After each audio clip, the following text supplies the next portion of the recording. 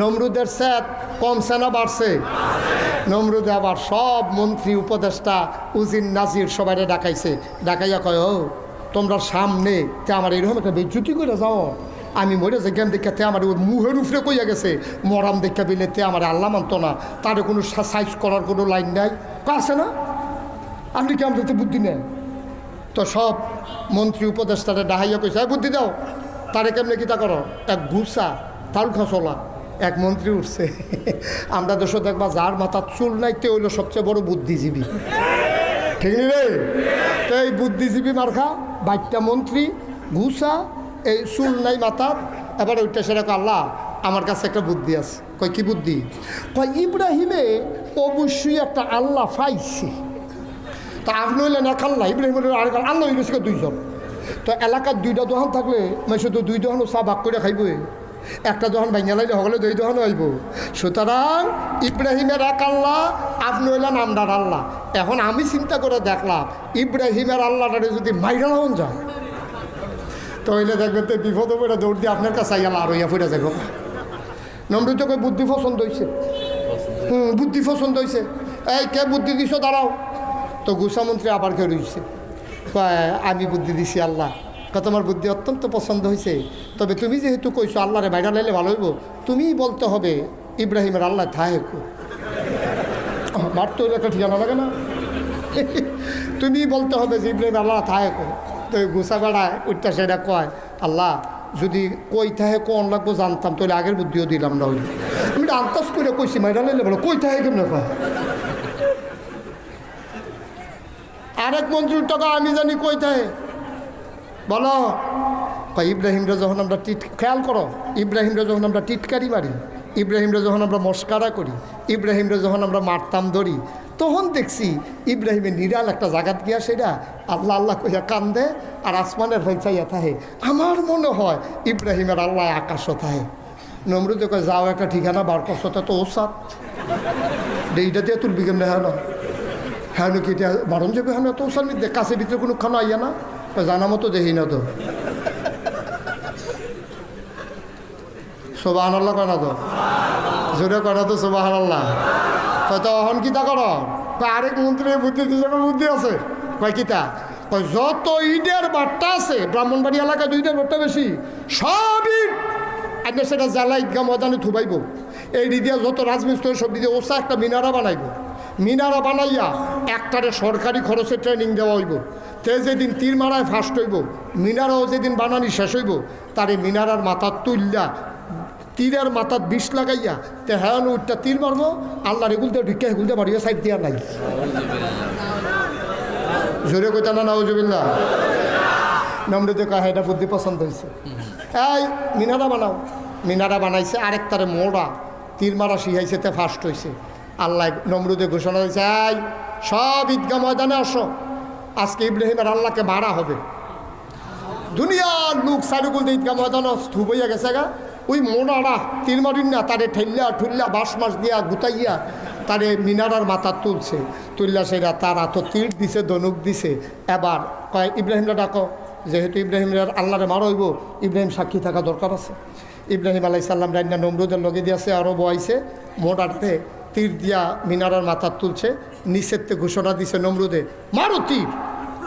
হাতে মারছে তীর। আল্লাহ দেখে না কি দেখে না, জানে না কি জানে না, তারা কি কয় আল্লাহ শুনে না কি শুনে না। আল্লাহ ডাক দেয়া কয়, জিবরাইল, ও জিবরাইল, আরে তোরা তো কইছিলি মানুষ বানাইয়েন না, আমি যেই দিন কইছিলাম ইন্নী জাইলুন ফিল আরদে খলিফা, আমি একটা কওম, আমি একটা সম্প্রদায় মানুষ বানাতে চাই, তোরা কইসলি বানানোর দরকার নাই, সাইয়া দেখ আমি আদর করে বানাইলাম। এই অসভ্যের দলে কি শুরু করছে, আমারে মারণের লেগে আয়োজন করছে, এখানে তীর ধনুক দিয়ে মারছে তীর। তুই একটা কাম কর, তীরটারে ধর। জিবরাইলে কয় আল্লাহ ধইরা লাইছি, কয় আবার একটু তাজা রক্ত তীরের মাথায় লাগাইয়া নমরুদের সামনে ফিরত পাঠাই দে, খেলতে যখন চায় খেলা জমাই দে। খেলতে যখন চায় খেলা জমুক, লাগাও, রক্ত লাগাইয়া পাঠাও। এখন রক্ত লাগাইয়া নমরুদের সামনে হালাইছে, নমরুদের তীরটারে ধরছে, ধরে আরে আমি তো মনে করছিলাম আল্লাহ নাই, আসিল আসিল। এই সাংগ্রাম সামান্য একটু আগে কারবারটা করতে গেছে না, ওখানে রক্ত পড়তে আস নাউজুবিল্লাহ করা তো। ইব্রাহিম আলাইহিস সালাম দেখেনি মনটা কি খুশি না বেজার? মনটা খারাপ হয়ে গেছে, পানি টলমল টলমল করতে আছে।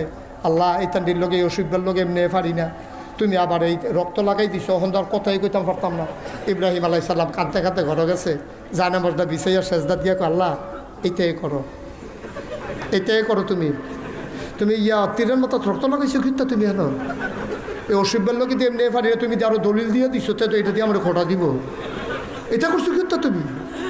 আল্লাহ ডাক দিয়া কয়, ইব্রাহিম রে তুই তোর কাজ চালাই যা, আমার কাজ আমার। ওয়ালা তাহিনু ওয়ালা তাহজানু ওয়া আনতুমুল আ'লাউনা ইন কুনতুম মুমিনিন।